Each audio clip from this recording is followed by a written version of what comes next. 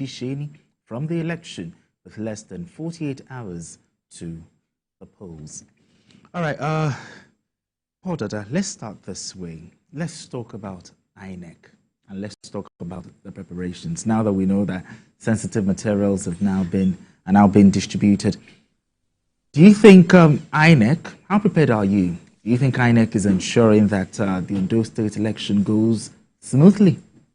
Well, I hope INEC has learned from what happened in Edo State. I was in Edo State for the election. For the election, okay. And I think I would call them average, INEC, for the way it went about the Edo State election. The problems people actually, the usual problems, late arrival of materials in many of the polling units. They had problem with logistics. I think some of the transport operators, whose vehicles they use, failed them and all of that. So I want to believe that they've started very well, distributing the sensitive electoral materials at this time and all of that.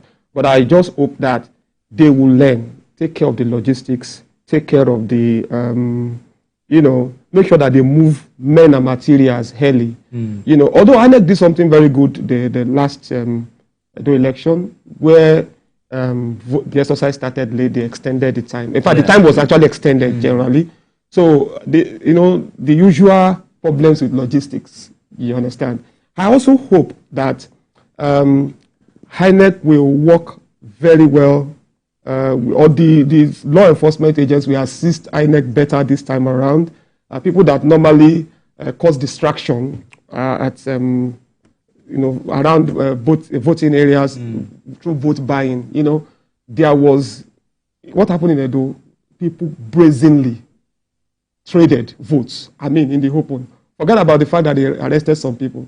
You understand? It was happening freely. Talking about vote buying. Vote buying, yes. Under the watchful eyes of law enforcement agents, this actually happened. These are things that actually disrupt elections or even mar the integrity or question the integrity of the process. Like Young Africans I think they had a press conference today or something. They said that this election is a test of the democratic process, and I believe that. So let INEC ascertain that things go on seamlessly. Let INEC collaborate with the necessary stakeholders that will assist the transporters, the security agents, and every stakeholder that will assist in making sure that everything goes on seamlessly. Asiko, yesterday, these two political parties, they've been throwing allegations at each other. Now, these sensitive materials that are now being distributed, how safe are these sensitive materials, in the face of these allegations? So that the process will not be compromised. Well, the materials are usually very safe. I'm not sure there will be any political party who want to undermine the process. But looking at the allegations. Yeah, I think this Ondo election, I keep saying, is as if we are not really seeing the heat.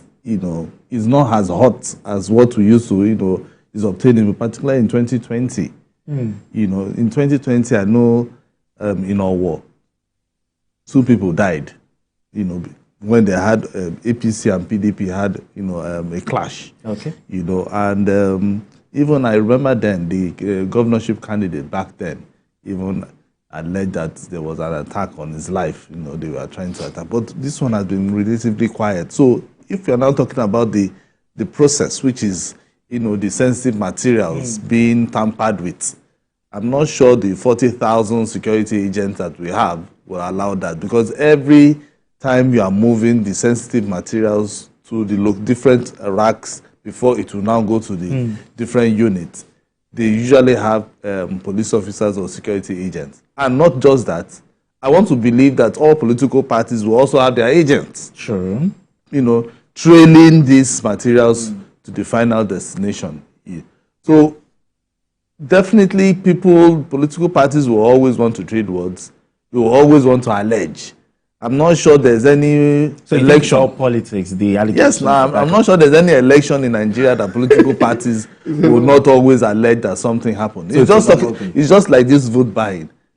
People are shouting vote buying. Yaga brought out a report that they've already started vote buying before the vote is up. Yes, with fertilizers. Yes, with food and money. Going from house to house, knocking door and saying, you are sensitizing. As they are sensitizing, they are also sensitizing with money. Okay? So, and it is not just one political party. Yeah. It's all political parties. Exactly, it cuts across. So people should not, when people are alleging, it is not just one political party, it's all. So, but what we want to see INEC do is to ensure that the process, is made free and fair, whereby one political party will not say, oh, INEC actually tilted towards a particular political party for them to win, because it's going to be a tough race. It's going to be a tough race in the sense that the incumbent, this is the first time is putting his popularity to test. True. You understand? Unlike the guy in, the PDP, who has been a local government chairman in the past, has been a House of Rep member, and even a deputy governor. Yes. When Aketi was, was alive, and in the first term of Aketi. So you can see that it's going to be a tough, contest between those two major political parties. So they will always trade words, they will always allege, they will always, say this and that. So, but all we need is, we don't want people to die. Sure. We just want people to go there, cast their votes and go out. And INEC should ensure that the process, is seamless. Let's talk about Olushola Ebisheni. 48 hours to the polls. Appeal court, judgment overturning the verdict of the Federal High Court. What are your thoughts on this one? Benga, should it even surprise you? I'm surprised. No, it shouldn't surprise you. Oh, really? Do you know how this man came in? Ebisheni, he contested the PDP primary election. Okay. He came third. Then, August 14, he joined the Labour Party and became the candidate. Meanwhile, there was a candidate whose name had already been submitted to INEC. Now, that was 2 days to the expiration of the 90, the 90 days they had to substitute. So it was there. As of that time, the national body of the Labour Party, Julius Abure led, was saying, we don't recognize this person. This other person, Olorunfemi, is who we recognize. And he muzzled his way, one way or the other. And then the High Court said, look, yes, it happened. He paid 20 million for a second primary, and then even said that that man actually withdrew. Okay. Olorunfemi, he was paid 5 million. But apparently, the appeal court does not think so. The appeal court does not think that a primary election, there was a valid primary election. Now they are going to lose. Monitored by INEC. Monitored by INEC. Of course, it has to be monitored by INEC. It was like magic. How do you join a political party and within the same day, within 24 hours, you become the candidate? Meanwhile, there was a candidate. There was a candidate whose name was already submitted to INEC. See, politicians do all sorts. Maybe they feel the man is a strong man, he's towards above the other one, and all of that. So I think that Labour Party shot itself in the foot. Don't forget that there was a time the Labour Party used to be very strong in Ondo State. Yeah, that was Mimiko's time. They even won election. In fact, that was the state where the Labour Party was the strongest. Yes. Yeah. Was the strongest. But Labour Party in that state has gone down. And this is even like you are driving tougher nails in the coffin of that party. Now, they don't, as far as the appeal court is concerned, they don't have a candidate. Okay. And the truth is that they're going to be part of this. They're not going to be part of this election. They cost it for themselves. Probably, Ebisheni will still go to the Supreme Court. But by that time, only God knows how many months the incumbent, whoever wins, will have governed. No, and I think it's going to be very useless. No, what even their camp is saying that it is a fifth columnist that is peddling this rumor. but that it's not real. It's not real. But let them go. Definitely, people will still vote for them. They will go through the process, the election process. Or I think they can still go to the Supreme Court. Yeah. But that is if they win the election, and then at the end of the day, maybe we will now see another Amechi debacle in our hands. Okay. That is if it happens.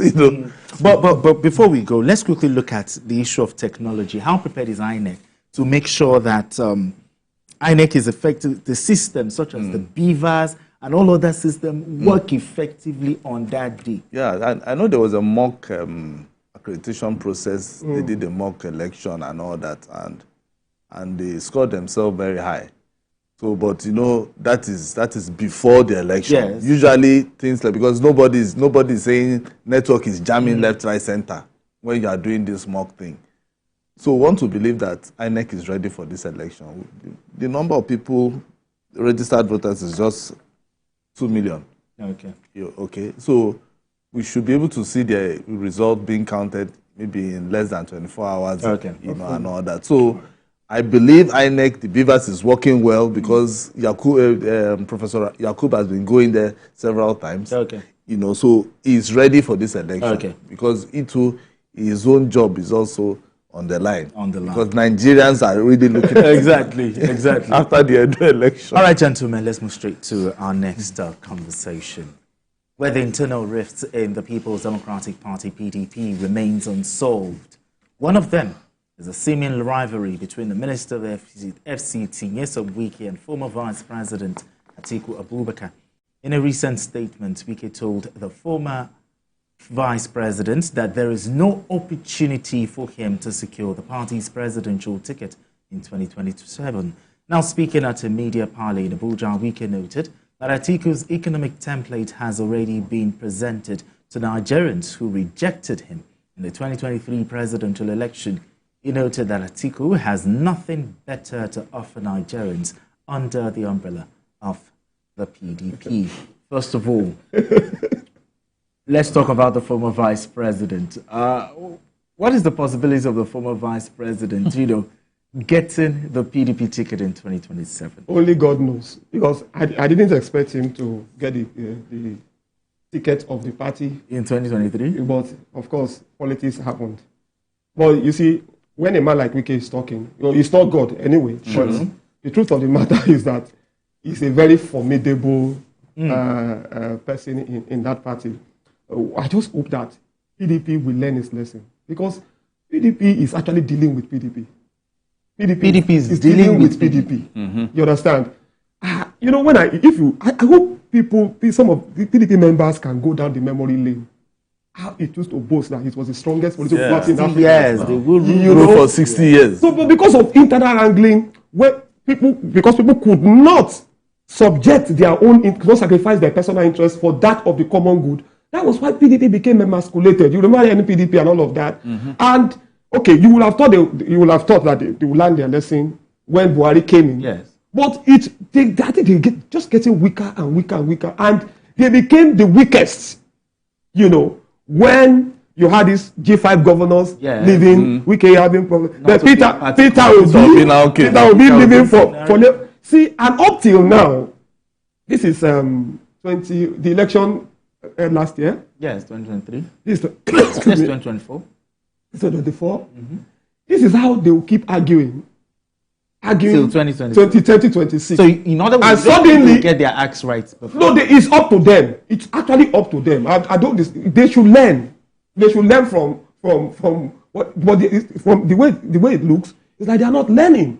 And if the pendulum does not swing their way, they will start screaming, stolen mandates and all of that. See, you cannot put nothing on nothing. See, you cannot put nothing on nothing. You cannot hang something. Sorry, you cannot hang something on nothing. I meant to say, you cannot hang something on nothing. So this is what is happening. PDP keeps building castles in the air. The truth is that we need a very strong, every government needs a very strong opposition. It is even good for this government. It is good for Nigerians that we have an opposition party that is able to provide alternative opinion, alternative policies. Not just criticize. Not just criticize. Exactly. You come up with what are you going to do differently? and get your heart right. Nigerians are watching. Nigerians don't have. I don't think Nigerians have faith in the PDP as it is. I don't know about tomorrow. Maybe they will get their hearts right. It's up to them. All right, Asuko, Section 13 and Section 14 of the Constitution talks about the right to vote and be voted for. Does the FCT minister have a right to determine if Atiku decides to throw his hat in the ring? No, it doesn't. It doesn't. See, the thing is, when Wiki is talking, everybody will just want to hear. And just want to hear what he wants to say. In fact, he's even making money for everybody now. If you go on social media, they make skit around him and all that, and people are making money. Okay? So, but he cannot stop Atiku. But I feel Atiku himself also have to, sit back and begin to think about himself. Okay? Wike has his own problem. His cries, were they genuine? I think they were. True. Because if you listen to him, when PDP were supposed to have elected somebody based on the fact that power has to move to the south. Exactly. If they had brought somebody from the south, we All won't of be this will not be here. talking about this. The party constitution. Yes, because it talks about it. Even when they were even trying to shift ground a bit concerning their national chairman, they were still insisting on a particular person. So it is like the PDP, they were fighting against itself. So that is why, that is why Wike is still shining to you today. You're still having people who are still behind him because he seems to be saying the truth when it comes to the party. Because nobody is coming out to come and counter him with evidence and facts.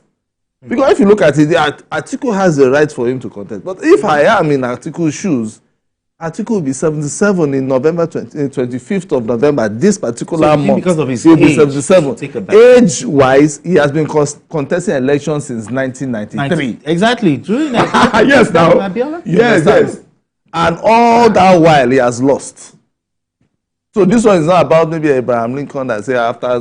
He won governor. That one, he won. You understand? But then you know what it used to be then. You understand? When they were doing elections then. You understand? But the thing is, for presidential, he lost during MKO's time. He lost during OBJ's time. He lost during Yar'Adua's time, He lost Goodluck Jonathan. He lost Buhari. And he lost even with Bola Tinubu, the president. And if you look at all these indices, you just have to sit down and then begin to think, what do I need to do? He said something which is very vital. As a leader, you must make sacrifices. Sacrifices, very key. Because if you don't make that sacrifice and sit back and make that sacrifice and always thinking about yourself and no other person, you will continue to lose. Now, you talked about age. Should the PDP this time be looking at younger politicians to clinch their presidential ticket? Well, for me, if you ask me, yes, I want to see a younger Nigerian as president, but not Is just leadership about age. I'm not true. I said personally, I want to see a younger Nigerian as president. However, that you are young does not mean you are going to. Exactly. Because we have seen some young people, even in this current government, that are administration that have been indicted. Yeah. Indicted. So it's not just about being young. You can be young. Should we mention names? No, don't mention names. You can be young and be very, very, very corrupt. But what we are saying actually is this. What he is saying is, Atiku has contested several times.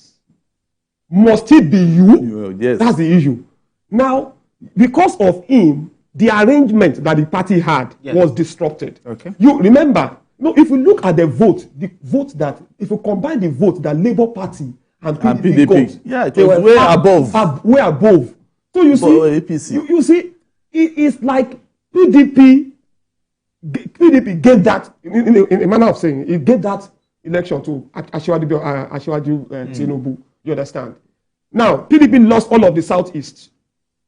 Which is before used to be their strongholds. PDP lost Rivers. Exactly. Used to be their strongholds. Wike wouldn't have supported the current president if they hadn't. Exactly. And Rivers delivers many votes, in any election. You understand? So all of these, So this is why we say, okay, go and have a rethink. What can I do differently? You cannot be doing the same thing the same way and expect a different result. It's not possible. It's foolish. You understand? You can think, let me support somebody. Now, let's talk solution. I don't know, maybe we are giving free advice to PDP, but let's talk solution. What should the PDP be doing to play the role of opposition? You remember, before 2015, the way APC played opposition then. What should the PDP be doing? Because to play the role of opposition? Yeah, I think the first, we are not supporting, I'm not a supporter of Wike because sometimes he shouts too much. Okay, maybe the way he talks. So, but sometimes if you look at what he's saying, you can pick one or two things, Now, one, I think it's making a lot of sense advising Mr. Atiku Abubakar here. He's old. Mr. Abubakar needs to first admit the mistake he made in 2023. First, that is what he needs to do. When he admits that, if he admits that there was a mistake, an error, then they can now sit down and start full reconciliation. I've seen them saying they have a committee. So for PDP to have that, they also have to put back or put behind them their personal ambition. And put the party first. If they do that, everybody will now be on the same table. Nobody's talking about, I want to be president in the next year. So they shouldn't even be thinking, if they want to think about 2027, personal ambition will come in. But first, they need to reconcile everybody. Both the aggrieved and those who are not aggrieved. Bring them together on the table. Nobody's talking about who is going to be president. And then they'll go back to what the party constitution says. Exactly. Okay? If it says something about diversity, if it says something about zoning, they have to respect what their constitution says. And this one is not about who has money. Because I feel that most times when they want to talk about election, the first thing they talk about, who is the money bag that will bring the money? You can't take away the money. No, first. Then it means that they don't want to move forward. I agree with you, though. So they have to, because all of them will say they have money. Oh, so person has, Benga has money. Okay, let's put him forward. No. It's not about the money. They need to first sit back. Everybody keep your monies. Everybody keep your ambition. Let's keep the party together first. When the party is together, they will now share ideas. Okay, what and what? Before they even start, they would have started thinking, okay, who do you think they would have reconciled anyway? Okay. Who do you think can defeat incumbent president? But some people might want to say that what is in Nyesom Wike's grouse with Atiku? Okay. It was Atiku that defeated him. No. See, Wike is an important stakeholder in that party. When people like Atiku left PDP, Wike stayed. Because of Wike, see, PDP is standing today because of the contributions of people like Wike. Yeah. So you can't say what is his grounds. He's a stakeholder. He has the right to protect that. But people will also say he's not the only one that stayed. He's not the only one that stayed, but at least he stayed. So let other people speak for themselves. He stayed. So he has a right. For as long as he remains in that party. Yes. You can't just wish him away. You can't just say that, okay, he doesn't have a voice or he shouldn't talk. He shouldn't say his own view. Yes. He will say his view. If the party wants to take it, if the others want to take it, yes, then let them take it. If they don't want to take it, let them leave it. Okay. That's it. All right, gentlemen, we need to go on this quick break. When we return, Journalist Hangout continues. Don't go anywhere.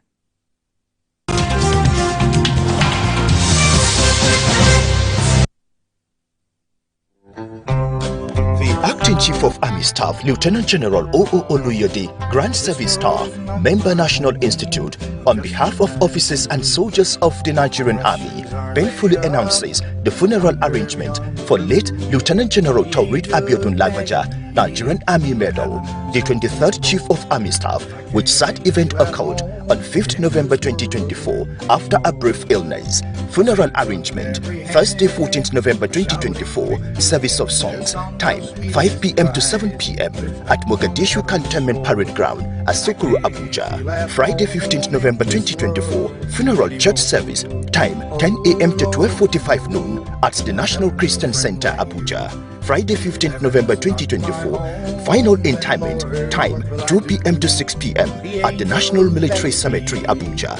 He is survived by his wife, children, brothers, sisters and other relatives. May his gentle soul rest in perfect peace.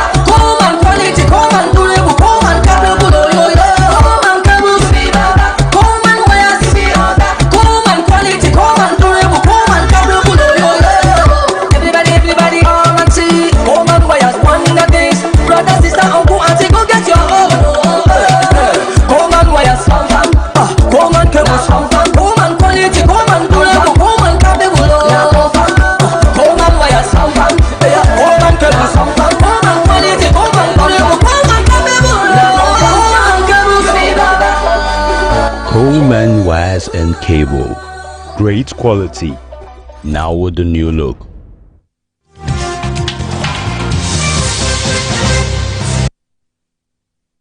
All right, if you just joined us, it's still Journalist Hangout. I still have Paul Dadana, Sukwa James. Now let's move straight to our third conversation, shall we?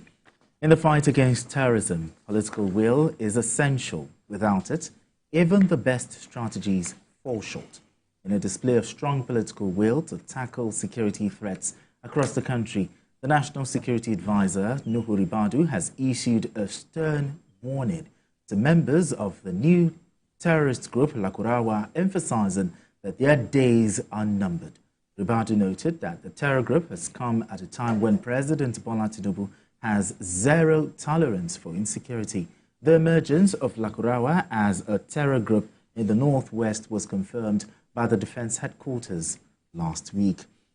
Okay, Asuko, the warnings by the National Security Advisor to the new terrorist group, how significant is this warning?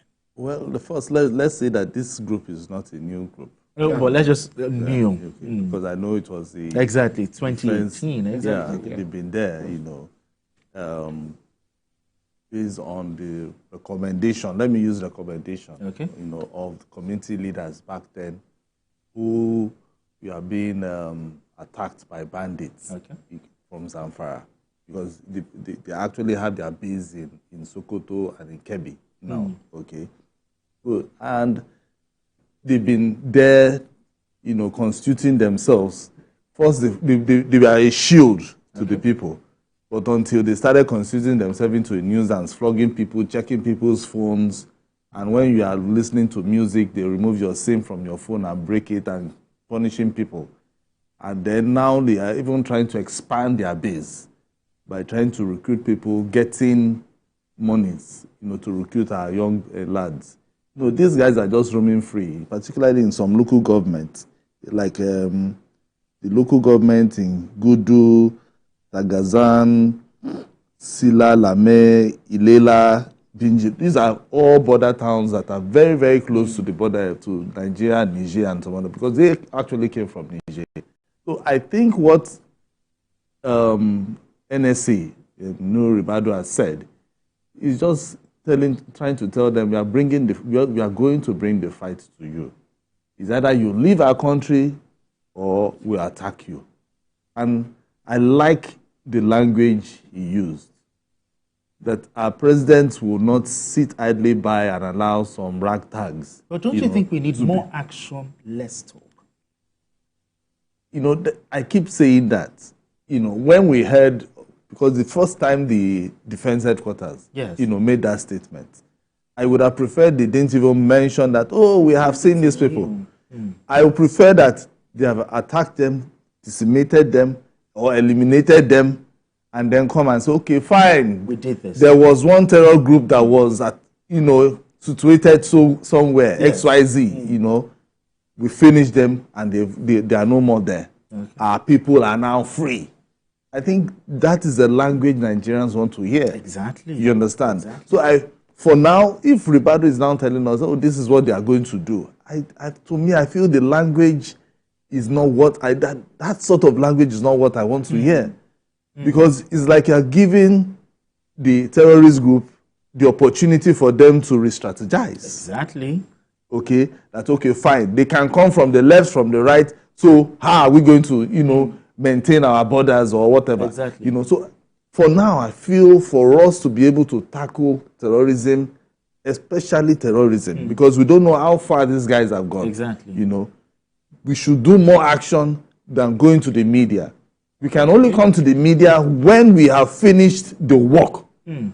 Okay, because we know that our military have the capacity and the capabilities to deal with this terrorist group. Okay. And so let them deal with it. When they are done with it, they can now come back and tell us, we are finished with these guys. Exactly. They are no more in any local government in Nigeria, and this is the success that we have recorded. That is what Nigerians want to hear. Oh, Dada, let's talk solutions here. Okay. What should be the role of the local governments, the traditional rulers, you know, in getting... That's a very good question. But let me begin this way. I think Ribadu spoke the way he did because it was already in the open. I mean, before DHQ even said anything, Sokoto state government had, you know, cried out, deputy governor. You know, many people didn't know about the existence of that, terror group until the deputy governor of Sokoto State spoke out. But we did a report. Many people, yes. I'm not saying you did. Of course, people knew of the existence. I remember then the police, they were even denying then that they were just non-violent terrorists who are just passing by. Thank you for saying this. Just hold on.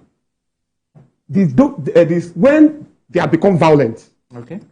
The Sokoto state government cried out. DHQ confirmed. Then Ribadu spoke very tough. My own is this. Why do we always react? Why are we not proactive enough? This terror group came in 2018. Majority of them were not Nigerians. Yes. It was even the failure of the security agencies. No, hold on. Okay. Hold on. We didn't need a Lakurawa to help us chase local terrorists in the first place. Because these were not, we didn't need foreigners, you know, to cross our border and start helping us doing the work of our own security agents. That was where the error began. In fact, they should have chased them out the first time they came. So you think the military dropped the ball in that? Of course. It's good we are talking tough now. It's very good we are talking tough now. Secondly, also, you asked a question about the chiefs and the local government. You see, sometimes some of these terror groups, these terrorists, they come like friendly folks. Exactly. Sometimes they look friendlier than even the military. We've seen where we've heard of Boko Haram or bandits giving loans to people. You understand? Giving loans to people or giving them grants. You are a tailor, you know. Why would in a poverty-stricken community, and somebody gives you a poverty-stricken community where many people are not even educated, somebody gives you money that gives you a new lease of life, you may want to follow that person sheepishly. So the military has to do more to earn the trust or even of the local populations. Okay.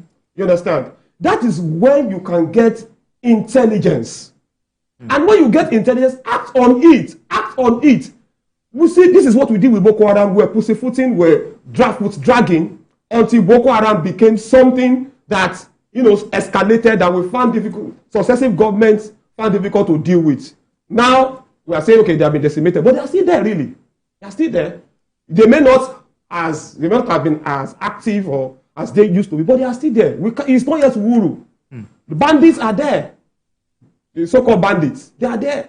We can't be... sometimes when I see security chiefs, celebrating that, yes, we have done this, we have done that. It's fine. But there's nothing worth celebrating because people are still being kidnapped, people are still dying. So Asuko said, let's have more action. Let's see how to interface with our people. Now the people know, now that they've been taxing them. You know, they came to steal their, you know why they kill 15 people? They came to steal their cow. They made away with 100 cows, and the villagers started chasing them. You know, and of course, these people probably had to put up firepower, and then they killed 15 of them. Now it's done on everybody. Now that these people, they are no friends. They have never been friends. They have never been friends of Nigeria. We don't even need them. So let us see how to deal with them. Let us see how to, you know, interface with work with the local populations and their trust. And then our porous borders, let's do something about them. Very, very important. Very, very important. Let's do something about it. It's very easy for somebody from Nigeria to cross to Nigeria because, of course, an average Nigerian still looks like an average Northerner. So we must find a way of identifying. They've even intermarried. Still talking solutions. What should be the role of local governments, traditional rulers? Some have even said that maybe the local government traditional should also be held accountable for this as well. Of course. I totally agree, because we need to start finding ways of securing the ungoverned spaces that are around our border towns. Because mostly it's around the border towns. It might not just only be in the north, even in the southwest here. Some of those border towns are, you might not even see a police officer, might not see anything there, you know. So we must find a way to, you know, secure our borders. The local government, most of the local government chairmen, I'm not sure that they even know where some of these places are. They might not even go there. Do they even stay in the local government? That's what I'm saying. So most what they do is just to stay in the capital, and then they call themselves local government chairmen. But we want to do, it has to be more than that. We need local government chairmen who would always go to all parts of the local government, check what people want, check what they need. Sokoto State, for instance, when you talk about statistics or data, multidimensionally poor, it ranks the highest. Okay? So it means I'm not talking about just being poor because they don't have money, but we are talking about no health care, no education. So you can see that it is combined together. That is what we are calling multidimensional. So we need to find, the local government needs to see how they can take primary health care there, see how they can take education there, because I feel if people are educated, it will take them out of poverty, and somebody from somewhere will not come and indoctrinate them with their ideologies. And the community leaders must also have faith in our own security agents, which is where our security agents also have to also go there and be friendlier with the civilian populace, and make sure that, the Nigerian government loves them and they know their problems, and they are out there to also secure them and help them.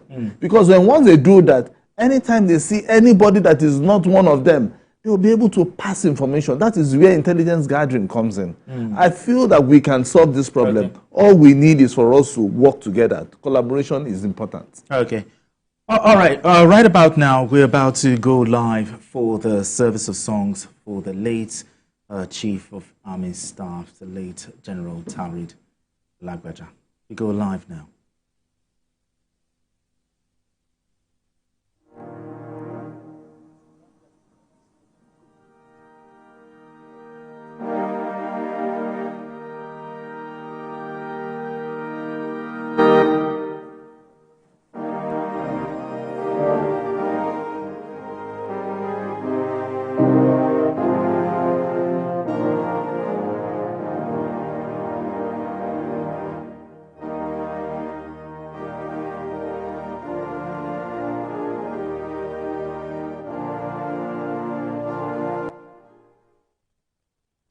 All right, thank you very much. Okay, if you just joined us, it's still Journalist Hangout. I still have Pauloda and Asukwo James. But let's look at the role of poverty and illiteracy. In tackling poverty, we've tried a lot. We've tried NAPEP, we've tried UWIN, but all of these things have not worked. We've not tried enough. Yeah, we've not tried enough. Therefore, you need to also reorientate people's mind. You understand? Educate them. we need to check what they are teaching people, even in religious houses. What kind of religious education people are getting. Right-minded Christians and Muslims will tell you that their religions don't support. Of course, we have a lot of leading voices of the two religions that will tell you that religions don't support violence and all of this. But there are people, local people, that still use the holy books, to teach. Let me just give you one. Let me give an example. Sometime back in 2002, when there was Miss World riots in Kaduna, I was in Kaduna then. So they caught some people. They were burning, the churches were burnt and all of that. When they arrested some people, they were saying they gave them something like 200 naira or thereabout to go and so give you 200 naira. I think they brought them together, fed them, and they gave them some 200 naira. They went on the spree, burning spree, destroying, burning spree, and all of that. So we need to do a lot. When we talk about multi-dimensional poverty, apart from the fact that they cannot eat, even the poverty of the mind. Poverty of the mind. Poverty of the mind. True. We need to really do a lot. Change people's orientation. All right, we need to go on another quick break. And when we return, Journalist Hangout will be back. Don't go anywhere.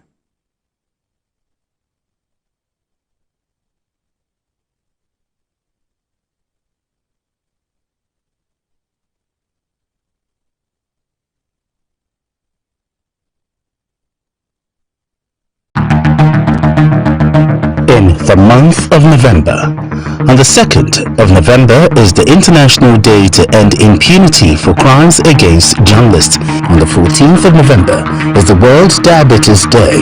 On the 17th of November is the World Day of Remembrance for Road Traffic Victims.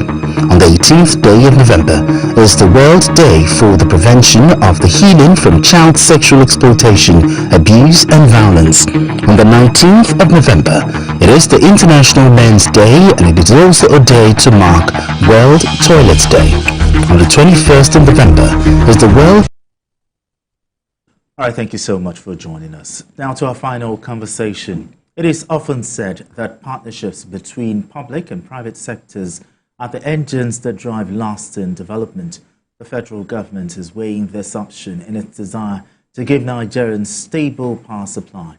The government announced that it needs a $10 billion investment through public-private partnerships over the next decades to achieve 24-hour power supply across the country. According to the Minister of Power, Adebayo Adelabu, optimizing the performance of existing infrastructure alongside finding new ones is important for economic stability. He noted that this cannot be achieved by the government alone. Now, as we're talking about power, despite the huge dollars, chunks of money that we've actually sunk into this, but now they're talking about they need $10 billion in the next 5 to 10 years. Right. What are your thoughts on this, first of all? Well, I think it's a right step. Right step? Yes, because once you have power, if you have power, 24-hour power supply in Nigeria presently, the economy will be, the revenue of the government itself will even increase, either in the state or in the federal government.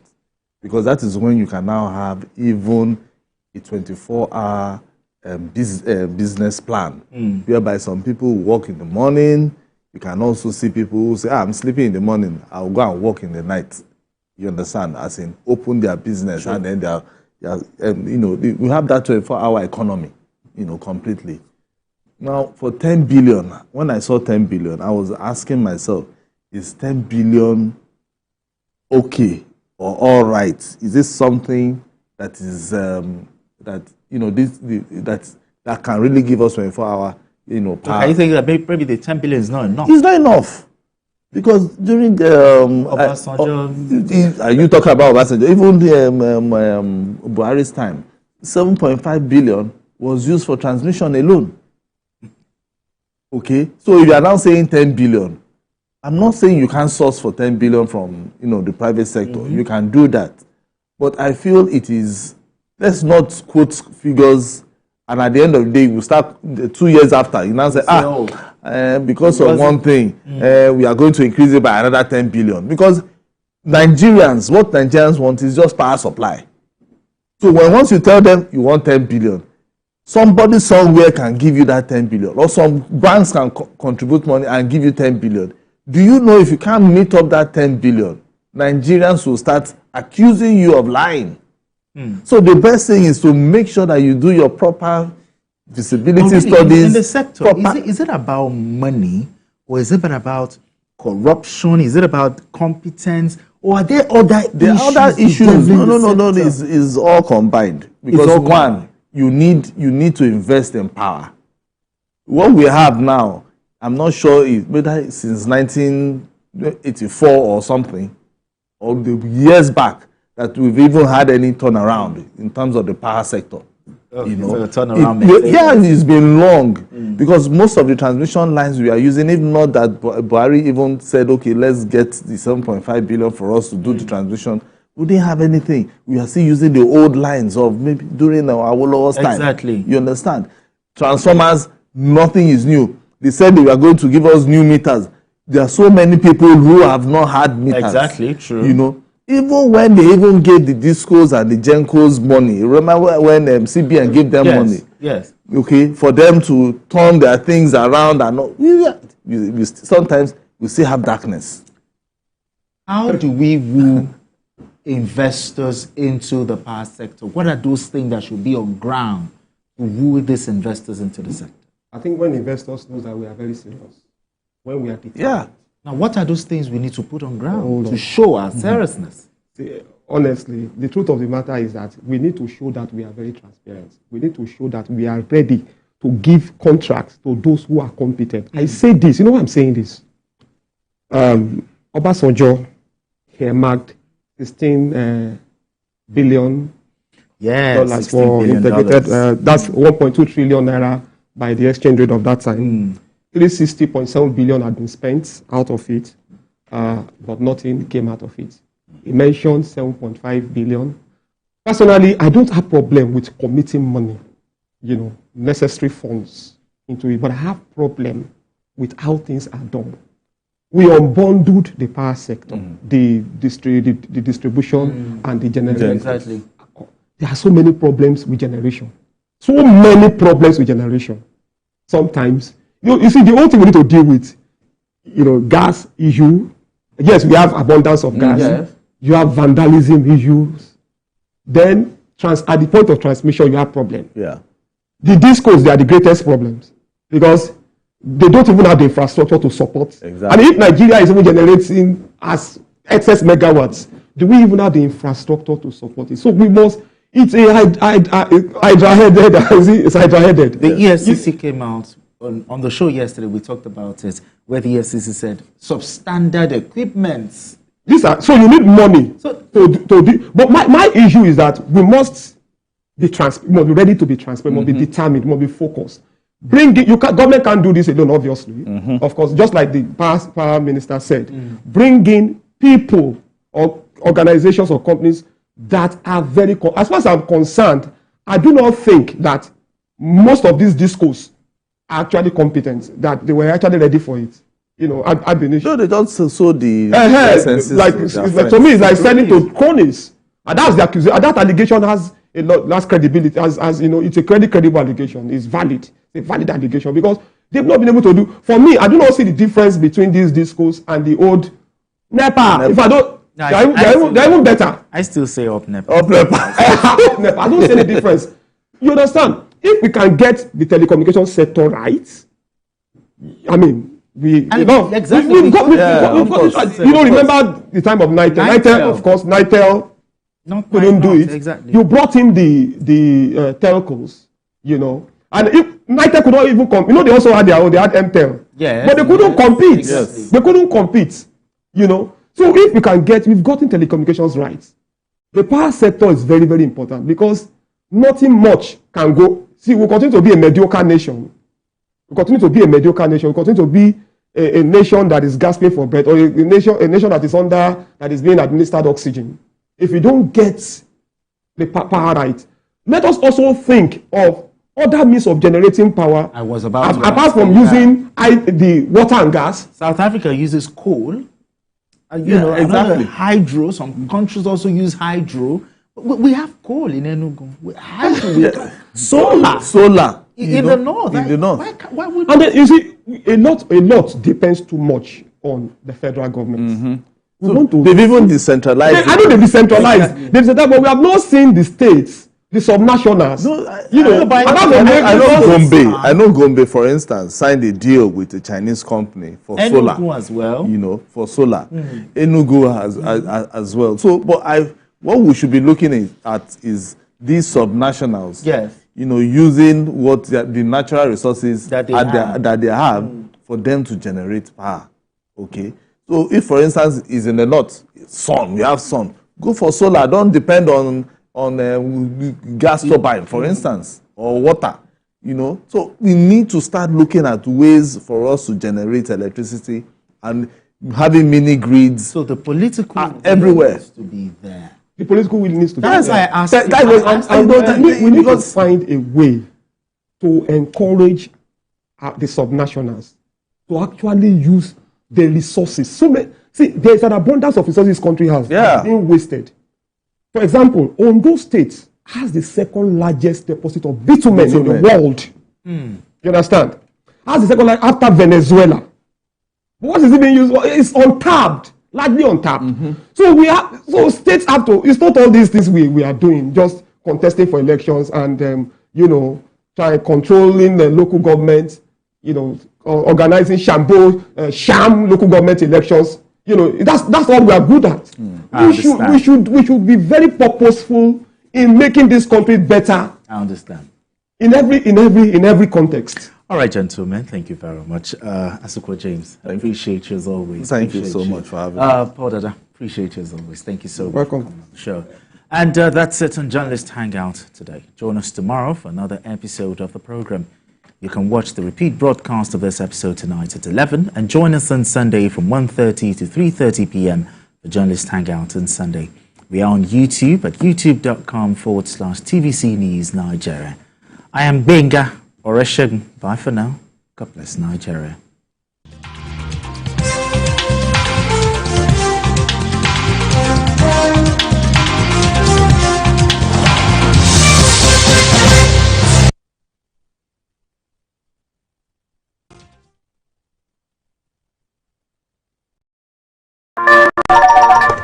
Hello, TVC Communications. How can I help? What makes TVC the right choice for my business? Excellent question, sir. Let me share some exciting facts with you. Start your day on TVC Entertainment with Wake Up Nigeria, a family and lifestyle show. Your view empowers women globally. It's your view, let it count. Entertainment Splash delivers the hottest celebrity trends. On TVC News, we keep you informed with breaking news and in-depth analysis of events shaping the world. I will continue to speak the truth. TVC News at 7 and TVC News at 10 p.m. delivers the most important stories of the day. Max FM, your hit music radio station, captivates listeners daily across Lagos and Abuja, making every commute more enjoyable. Adaba 88.9 FM is not left out, as it is the voice of Southwest. And TVC Digital will reach to million viewers daily. All together, pulls in over 17 million viewers daily. Contact us on 0707-272-8338 or marketing@tvccommunications.tv. Partner with TVC Communications today. Let's grow together. The TVC News at 7 and the TVC News at 10 are not like any other news broadcast. It's the big news hour, the hour for the big breaking stories. We've got some of the best reporters on the field, Taking you through as it happens. It's fast-paced, hot-hitting,